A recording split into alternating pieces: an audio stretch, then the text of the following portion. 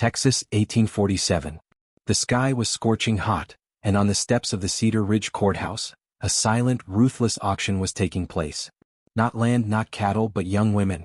5 girls, standing silently in their patched dresses, eyes glued to the ground, as the men around them began shouting numbers like they were buying and selling livestock. 4 of them had been sold, to pay off their father's gambling debts. And now only one remained, Sarah May, only 16. She stood there, her fiery blue eyes staring straight ahead, unbowed, unshaken. Each number shouted, each bang of the auctioneer's gavel, was a cut to dignity. A town silently complicit. But then, among the crowd, a voice rang out, not loud but stopping everyone. I take her, as a wife, not as a possession. The man was not rich, not powerful.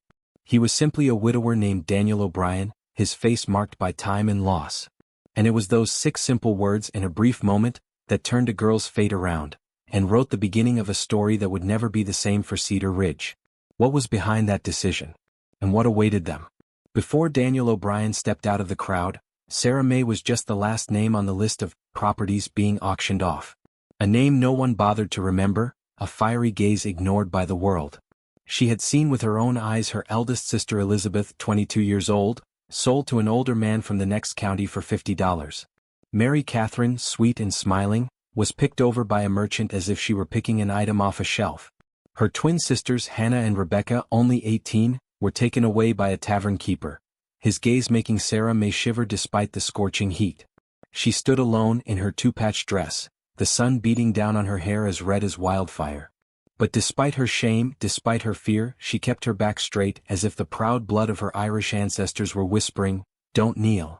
And then, an opportunity she had never dreamed of presented itself, not from a hero on a white horse, but from a quiet man whose eyes had seen too much loss. Daniel had not asked to buy her. He had offered to marry her. Not to possess but to protect. Amidst the bowed heads, amid the whispers and pitying looks, Daniel had given Sarah May something no one had ever given her, a choice. But could a girl who had just escaped from her chains trust a stranger? They didn't kiss in the rain. There was no music. No applause. Sarah May and Daniel O'Brien were married on the very steps where she had almost been sold like cattle. A brief ceremony, no glittering wedding rings, just a promise of honor and a handshake in front of the whole town.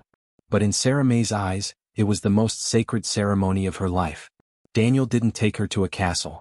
The house he lived in was a small farmhouse 3 miles from Cedar Ridge, faded wood, sparse walls, a simple shingle roof.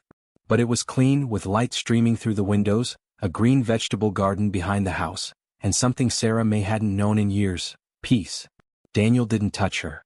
You have your own room, he said, his voice low, his eyes unintrusive. Until or unless you choose otherwise. Sarah May had thought men were only demanding. But Daniel was different. He cooked a simple dinner, quietly fetched water for her bath, and placed the cotton dress he had kept from his dead wife at her door. That first night she didn't cry out of fear. She cried out of strangeness, strangeness at the kindness that didn't ask for anything, at a home without scolding, at a man who looked at her like a human being. But could one believe in peace when loved ones were still living in darkness? Sarah May felt like she was starting a new chapter. Simple meals on the porch. The wind whistling through the pines every afternoon. Sometimes Daniel would tell her about his dead wife, Catherine, with a distant yet gentle gaze.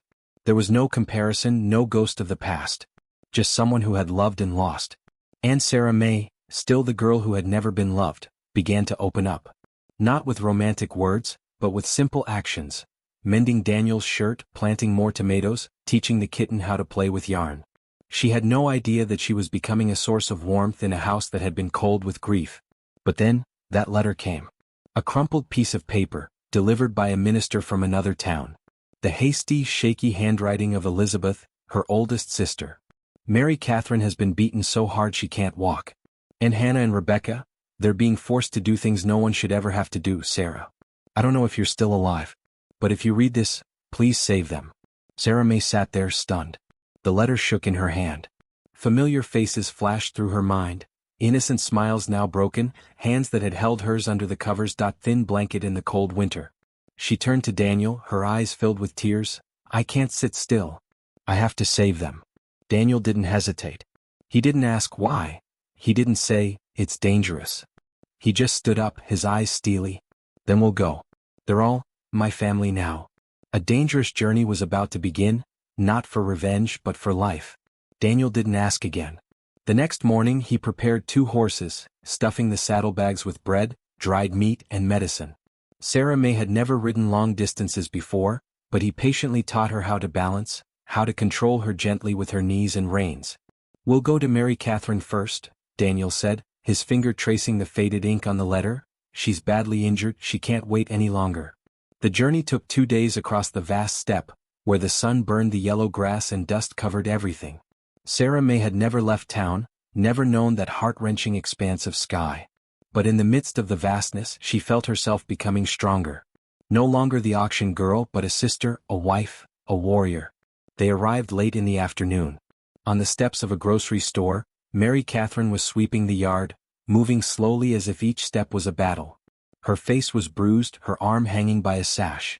But when her eyes met Sarah May's, the broom fell. "Sarah?" Her voice was ragged. The 2 sisters hugged each other, bursting into tears in the middle of the crowded street. Daniel stood silently behind, his hands clenched into fists as he saw the wounds crisscrossing Mary Catherine's body. Her boss, a small but cunning businessman, stepped out, glaring. "I have papers. She is legally my property." Daniel stepped forward, without raising his voice, without needing a gun. Just one sentence was enough to make him back down. "I have money. And if you don't take it, you will have the law knocking on your door for abuse." Finally he spit out the number and Daniel paid without haggling. Sarah May helped her sister onto the horse. She said nothing, just squeezed her hand and whispered, "You're safe." But what about the 2 girls trapped in Dusty Creek? Dusty Creek was not like Cedar Ridge. It had no peaceful fields or quiet, kind people. It was the end of the road, dusty, dark and full of men willing to buy anything, even souls. The owner of the tavern, Snake Morrison, was a name that was barely mentioned. He had bought Hannah and Rebecca, the twins, like they were on display. And he had locked them up on the 2nd floor, only to let them down at night, when the kerosene lamps came on and the evil laughter echoed through the rotten wood. Daniel did not act hastily.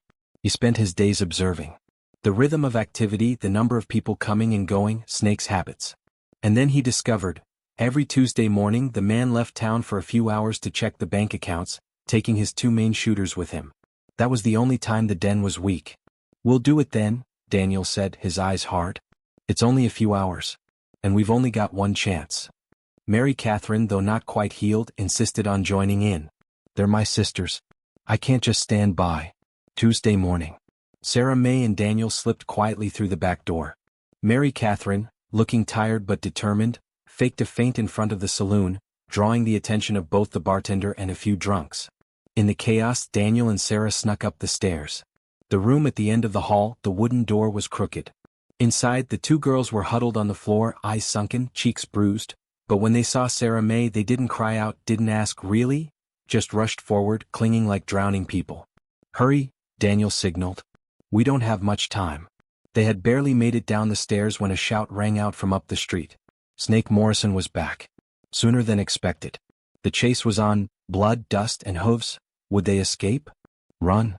Daniel shouted, his voice thunderous as the hooves and shouts echoed from down the street. The group rushed out. Hannah and Rebecca were lifted onto their horses, exhausted. Mary Catherine grimaced at the pain that had not yet healed, but did not utter a word of complaint.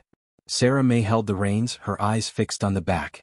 From a distance, Snake Morrison and his 3 men were chasing, guns drawn, faces full of hatred. "They took my girl. Kill them." A wild beast's roar echoed through the town. The chase began, 5 men, 3 horses, a glimmer of hope, and death screaming behind them. They dashed through the dust, over the rocky slopes, the bullets whistling like mosquitoes in sweat and blood. Daniel rode at the back, shielding the group, each glance back a measure of the distance from the pursuers. But the 3 women were wounded, their spirits were broken, they could not ride for long. Just when Sarah May thought it was all over, something miraculous happened. From the horizon ahead, a strange army appeared, war horses, American flags and short commands. "Stop!" A young officer raised his gun, blocking Snake's path.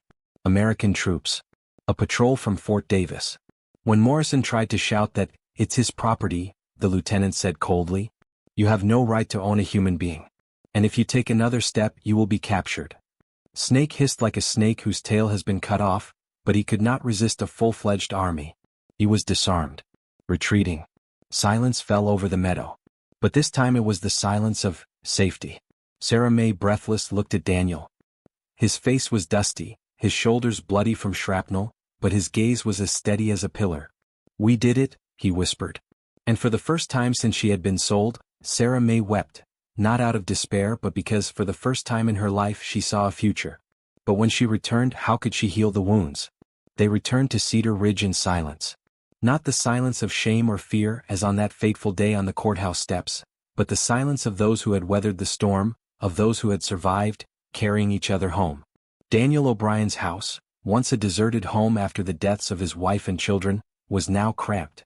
But no one complained. Hannah and Rebecca shared the bed in Sarah May's room. Mary Catherine occupied the room that had been a storage room. Daniel slept on the porch, though he said it was because he liked the night breeze. Everyone knew it was because he wanted space. During the day they cooked together, tended the garden, mended fences, patched the roof of the stable. At night they sat before the fire, Sarah May singing softly, Daniel reading the Bible in a deep voice, and the girls sewing or braiding each other's hair. No one gave orders. No one was considered a burden. Everyone listened. A month later, Elizabeth, the eldest, came to visit, brought by her husband in a horse-drawn carriage from the farm on the other side of the mountain. When she saw all 4 of her sisters, alive and free, she wept so hard she could hardly stand. "You did the impossible," Elizabeth whispered to Sarah May. "You saved us all." The little house now rang with laughter, full but not stuffy, busy but not forced. Love was not expressed in words, but in quiet gestures. A bowl of hot soup, a clean blanket, a trusting nod.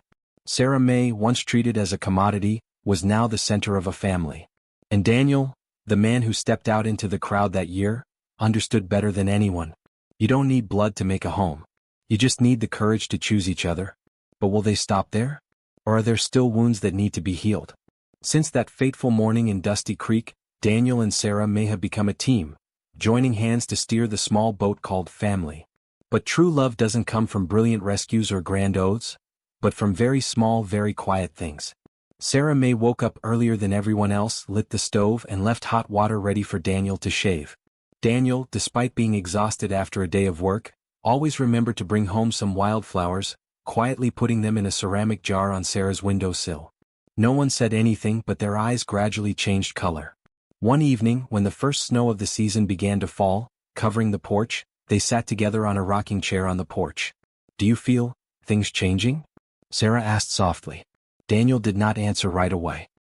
He looked down at the calloused hands holding hers, small but strong. "I do. But I'm afraid to say it will scare you." "I'm not scared," she replied, her eyes like fire. "I just want to know, what I'm feeling, is it real?" He looked at her for a long time. "Love is not something you plan.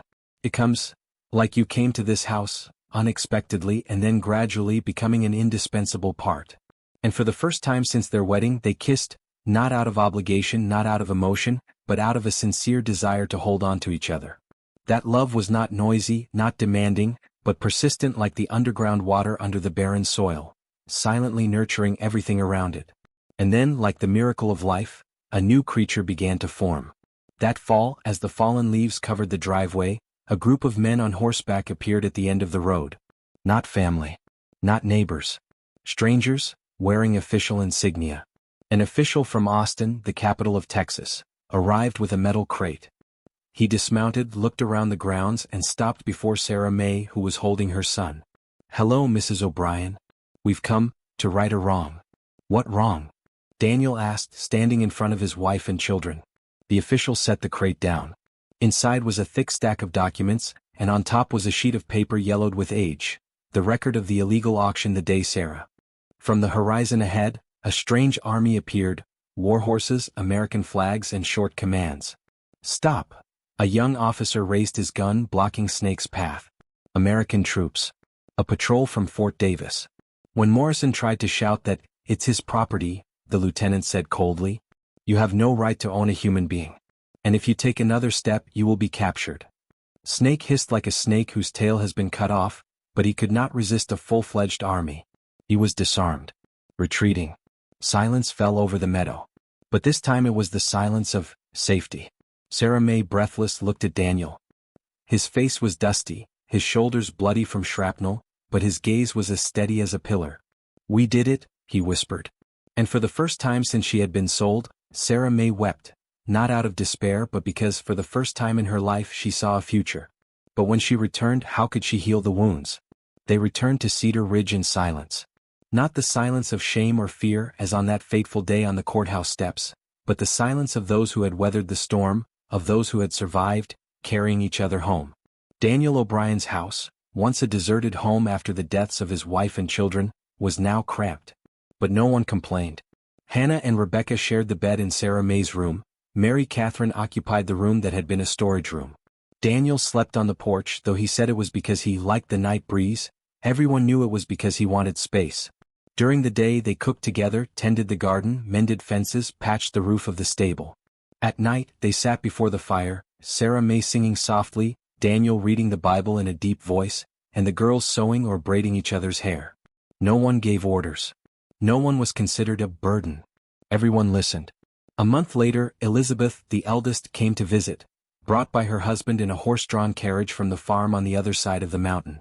When she saw all 4 of her sisters, alive and free, she wept so hard she could hardly stand. "You did the impossible," Elizabeth whispered to Sarah May.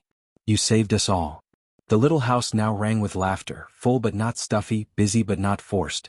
Love was not expressed in words, but in quiet gestures. A bowl of hot soup, a clean blanket, a trusting nod. Sarah May, once treated as a commodity, was now the center of a family. And Daniel, the man who stepped out into the crowd that year, understood better than anyone. You don't need blood to make a home. You just need the courage to choose each other. But will they stop there? Or are there still wounds that need to be healed? Since that fateful morning in Dusty Creek, Daniel and Sarah May have become a team, joining hands to steer the small boat called family. But true love doesn't come from brilliant rescues or grand oaths, but from very small, very quiet things. Sarah May woke up earlier than everyone else, lit the stove, and left hot water ready for Daniel to shave. Daniel, despite being exhausted after a day of work, always remembered to bring home some wildflowers, quietly putting them in a ceramic jar on Sarah's windowsill. No one said anything, but their eyes gradually changed color. One evening, when the first snow of the season began to fall, covering the porch, they sat together on a rocking chair on the porch. "Do you feel things changing?" Sarah asked softly. Daniel did not answer right away.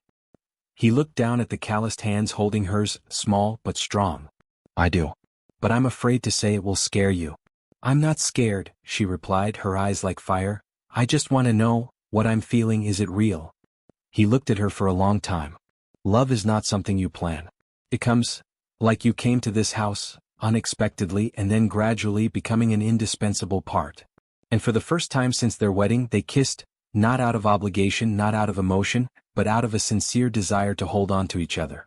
That love was not noisy, not demanding, but persistent like the underground water under the barren soil, silently nurturing everything around it. And then, like the miracle of life, a new creature began to form. That fall, as the fallen leaves covered the driveway, a group of men on horseback appeared at the end of the road. Not family. Not neighbors. Strangers, wearing official insignia. An official from Austin, the capital of Texas, arrived with a metal crate.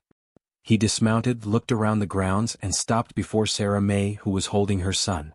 "Hello, Mrs. O'Brien. We've come to right a wrong." "What wrong?" Daniel asked, standing in front of his wife and children. The official set the crate down. Inside was a thick stack of documents, and on top was a sheet of paper yellowed with age, the record of the illegal auction the day Sarah May and her sisters were sold. The state Supreme Court just declared the whole process unconstitutional, against the laws protecting women and minors. "We're here to cancel the entire bill of ownership." And the clerk, the Road of Honor. A stone statue had been carved. It did not show horses, guns, or cowboys as is common in the West. It was a young girl, head held high, holding her sister's hand.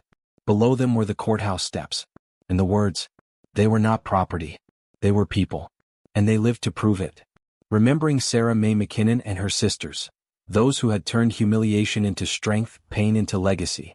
The entire town of Cedar Ridge was there that day. Those who had once turned away in silence, now stood bowed in memory. Sarah May hugged her son, whispering, "You see, James, I was not just bought with a price. I won back my name. And then I won back justice for all those who had been swallowed by silence." Daniel squeezed his wife's shoulder. And as the sun set behind the meadow, Sarah May was seen walking up the steps of the old courthouse, and trampling on the place where she had been sold. The story ends not with tears but with change. Not just for a family but for a town. And perhaps, for America. The year was 1847, and in the dusty town of Cedar Ridge, Texas, something unthinkable was happening. On the courthouse steps beneath the scorching sun, 5 young women stood in tattered dresses while men shouted numbers like they were bidding on cattle. 4 sisters had already been sold to pay their father's gambling debts. Only one remained, 16-year-old Sarah May, her green eyes blazing with defiance as the auctioneer's hammer rose for the final time. That's when a lone figure stepped from the crowd.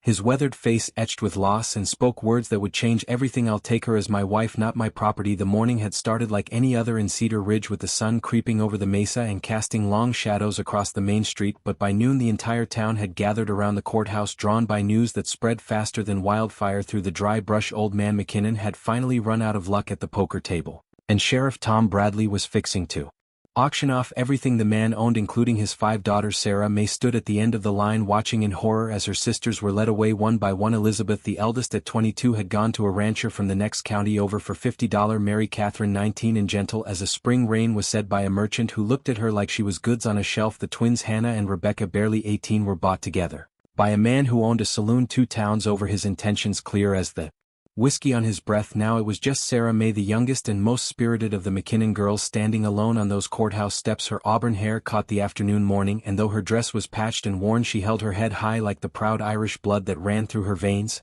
"Now then, folks," called out auctioneer Pete Hawkins, a thin man with a voice that carried across the square like a church bell. "We come to the last of the McKinnon girls. Sarah May, this is 16 years old, as healthy as a horse, and can cook, clean, and tend a garden better than most women twice her age." The crowd murmured and shifted. Sarah May's cheeks burned with shame, but she kept her eyes fixed on the horizon beyond the town, where the prairie grass waved in the wind like it was beckoning her to run. She tried that once before when she was 14, but the desert had nearly mentioned her before her father found her half dead beside a dried-up creek. "Do I hear $20 to start?" Hawkins continued, his hammer ready in his hand. 20, shouted Jake Morrison, a bachelor who owned a small spread outside town. He was known for his quick temper and quicker fists. 25, came another voice from the back. Sarah May closed her eyes and tried to imagine she was somewhere else, maybe back in the little cabin where she'd grown up before her mother died of the fever 3 years ago, before her father lost himself in cards and whiskey, before everything fell apart like a house built on sand. 30-35. The bidding went back and forth like a tennis ball, each number feeling like a nail in her coffin. Sarah May opened her eyes and scanned the crowd, looking for any friendly face, any sign of mercy. Most of the townspeople avoided her gaze, too embarrassed to meet her eyes. The women clutched their shawls tighter and whispered behind their hands. The men studied their boots or focused intently on the proceedings, treating it like any other auction. That's when she saw him, standing apart from the crowd near the hitching post where a black stallion waited patiently, was a man she'd noticed around town but never spoke to. He was tall and broad-shouldered, with dark hair that was going gray at the temples and lines around his eyes that spoke of both laughter and sorrow. His clothes were clean but simple: dark trousers, a white shirt, and a black vest that had seen better days. She knew his name was Daniel O'Brien, and that he'd lost his wife and baby son to cholera the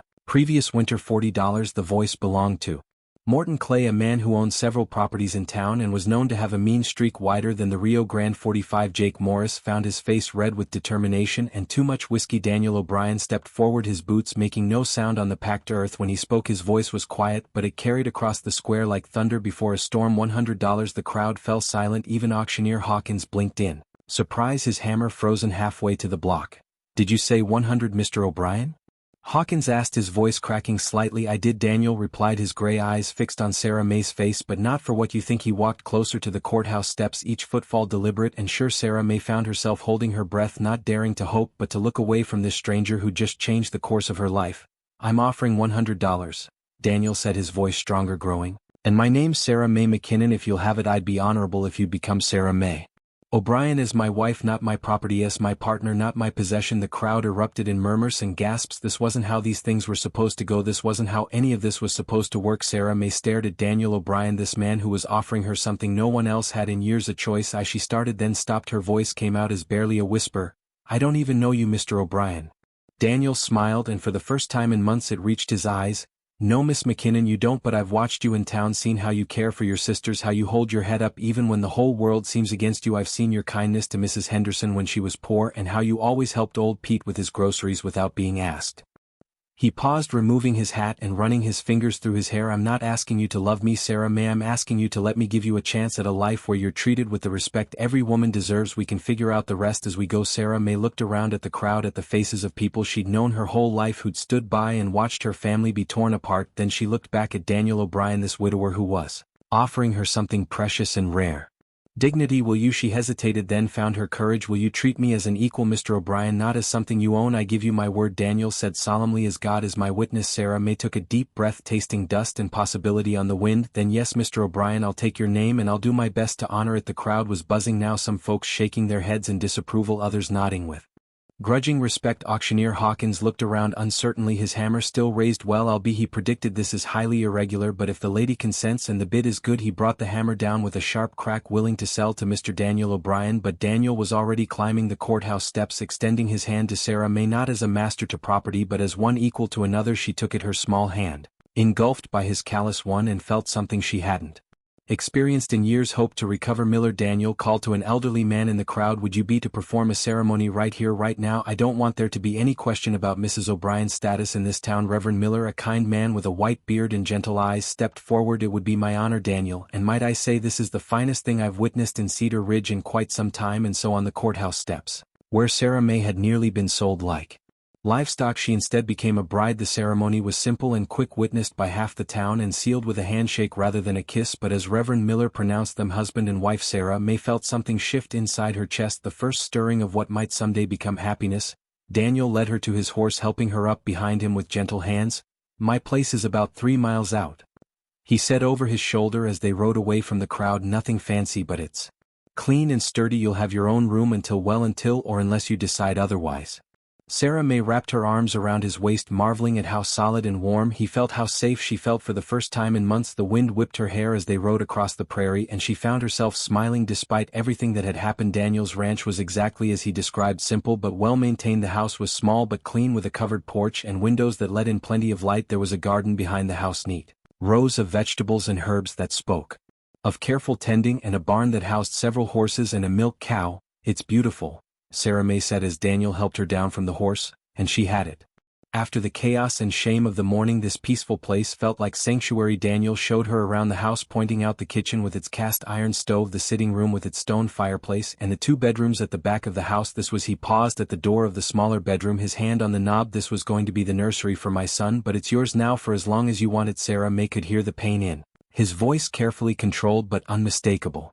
What was his name? she asked softly. James. Daniel replied. James Patrick O'Brien. He lived for 3 days. They stood in comfortable silence for a moment, 2 people who understood loss in different ways. Finally Daniel cleared his throat and continued the tour. That first evening they sat on the porch as the sun set over the prairie, painting the sky in shades of orange and pink. Sarah May had changed into one of the simple dresses Daniels had left behind with her permission. He'd carefully explained, it fits reasonably well, and after wearing the same patch dress for weeks, the clean cotton felt like luxury against her skin.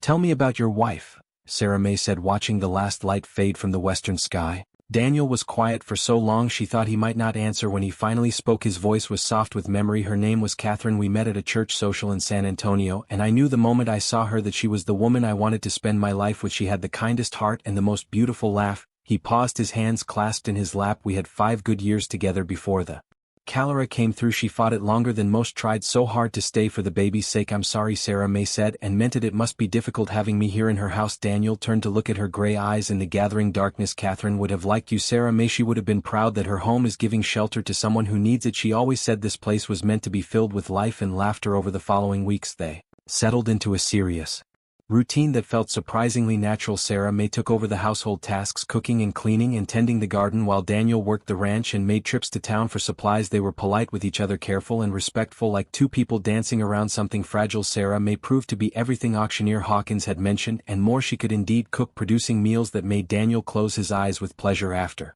months of his own basic fare, she had away with the animals, coaxing milk from the cow and eggs from the chickens with gentle patience. The garden flourished under her care, and she even managed to nurse a sick FO back to health. But more than her practical skills, it was her spirit that began to bring life back to the ranch. She hummed while she worked softly to the animals and slowly began to smile more often. Daniel found herself looking forward to coming home each evening to sit on the porch and listen to her talk about her day. I saw A road runner this morning, she told him one evening, her eyes bright with excitement. He was chasing a lizard through the garden, and when he caught it he held it up like he was showing it off. I laughed so hard I nearly dropped the laundry basket. Daniel smiled, imagining the scene. They're proud little creatures. Catherine used to say they were the gestures of the desert. It was the first time he'd mentioned his wife's name without pain shadowing his features, and Sarah May noticed she was beginning to understand that healing like trust came in small increments. One afternoon, about a month after their unusual wedding, Daniel came home to find Sarah May sitting on the porch steps, tears streaming down her face. A letter lay crumpled in her lap.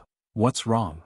he asked, dropping down beside her with concern. Sarah May held up the letter with shaking hands. "It's from Elizabeth, my sister. She managed to get word to me through the preacher in her town." Daniel waited patiently as she wiped her eyes and composed herself enough to speak. She said, "Mary Catherine tried to run away from the merchant who bought her. He caught her," and Sarah May's voice broke. "He beat her so badly she can barely walk, and the twins the saloon owner is making them work, and that no decent woman should have to." Daniel's jaw tightened with anger. "Where are they, all of them? Elizabeth is the only one who's safe. The rancher who bought her is kind, and he's offered to marry her proper, but the others." She looked up at him with desperate eyes. "I have to help them, Daniel. They're my sisters." Daniel stood up, his decision already made. "Then we'll help them, all of them." Sarah May stared at him in amazement. "You mean that even though it might be dangerous, even though they're not really your family?" Daniel reached down and took her hands, pulling her to her feet. "Sarah May, you're my wife. That makes them my family too. We'll figure out a way to get them out of those situations and bring them home if they want to come." The next morning, Daniel saddled 2 horses and packed supplies for a journey. Sarah May had never ridden a horse on her own before, but Daniel spent an hour teaching her the basics, his patience infinite as she learned to control the gentle mare he'd chosen for her.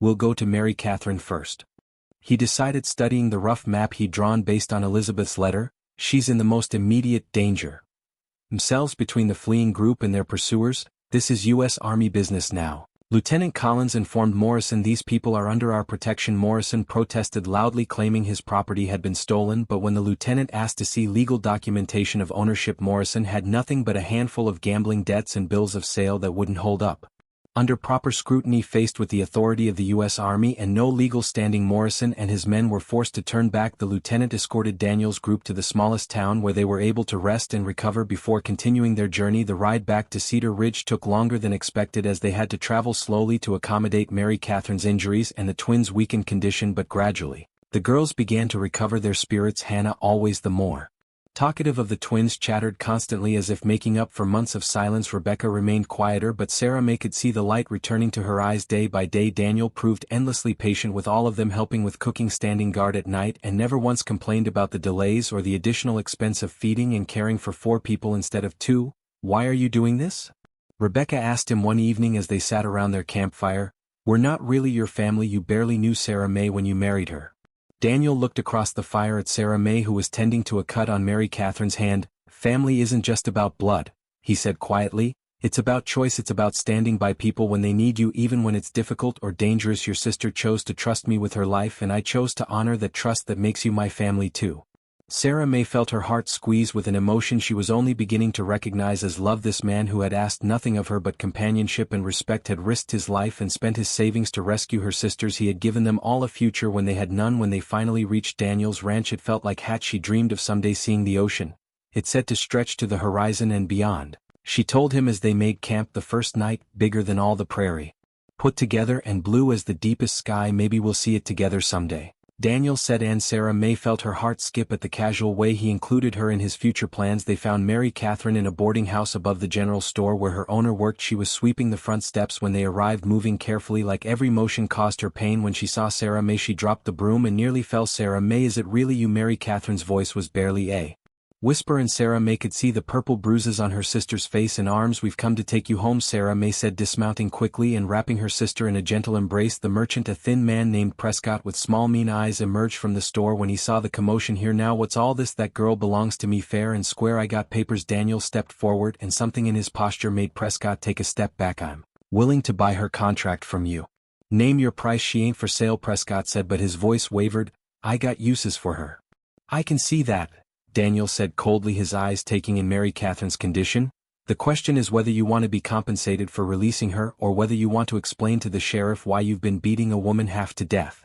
The negotiation was tense but brief. Prescott, faced with Daniel's quiet authority and the growing crowd of curious townspeople, agreed to release Mary Catherine for $30 more than he'd paid for her, but less than he might have demanded under different circumstances. Mary Catherine could barely believe she was free. She kept touching Sarah May's face as if to make sure she wasn't dreaming, streaming tears down her cheeks. "I thought I'd never see any of you again," she whispered as they helped her onto Daniel's horse. "I thought I was going to die in that place." The rescue of the twins from the saloon in Dusty Creek proved more complicated. The establishment was rough and dangerous, the kind of place decent folks avoided, and the owner, a man called Snake Morrison, was known to be violent and unpredictable. Daniel spent a day observing the saloon, learning the routines and looking for the best opportunity. Hannah and Rebecca were kept downstairs, most of the time only brought down in the evenings when the place was full of cowboys and drifters with money to spend. "We can't just walk in there and demand their release," Daniel told Sarah May and Mary Catherine as they planned from their room at the town's only respectable hotel. "Morrison's got too many men and he won't hesitate to use violence." "Then how do we get them out?" Sarah May asked, frustrated by their helplessness. Daniel was quiet for a long moment, thinking. Finally he looked up with the ghost of a smile. "We're going to need help from the local law, and we're going to need to be very careful about timing." The plan they hatched was risky but simple. Daniel had noticed that Morrison left the saloon every Tuesday morning to conduct business at the bank and visit his other properties around town. He always took his two best gunmen with him, leaving the saloon protected by only a bartender and a couple of drunks sleeping off the previous night's rivalries. Mary Catherine, despite her injuries, insisted on helping. "They're my sisters too," she said when Sarah May tried to protest. "I'm not sitting safely in a hotel room while they're in danger." On Tuesday morning, while Morrison was at the bank, Mary Catherine created a distraction by fainting dramatically in front of the saloon while the bartender and several patrons rushed to help her. Sarah May and Daniel slipped in through the back door and up the stairs. They found Hannah and Rebecca locked in a small dirty room at the end of the hall. Both girls looked thin and frightened, their eyes hollow with despair. When they saw Sarah May, they fell into her arms, sobbing with relief and disbelief. "Quickly now," Daniel urged, helping the twins to their feet. "We need to be gone before Morrison returns." They made it out of the building and to their horses without incident, but as they were preparing to ride out of town they heard shouting from the direction of the saloon. Morrison had returned early. "Ride!" Daniel shouted, and they spurred their horses into a gallop, racing out of Dusty Creek with the sound of pursuit growing behind them. The chase lasted for several miles across open prairie, with Morrison and his men gaining steadily on their group. Daniel's horse was strong and fast, but the others were carrying double loads, and Mary Catherine was still weak from her ordeal. Just when it seemed they might be caught, salvation appeared in the form of a cavalry patrol from Fort Davis. The soldiers, led by a young lieutenant named Collins, quickly sized up the situation and positioned the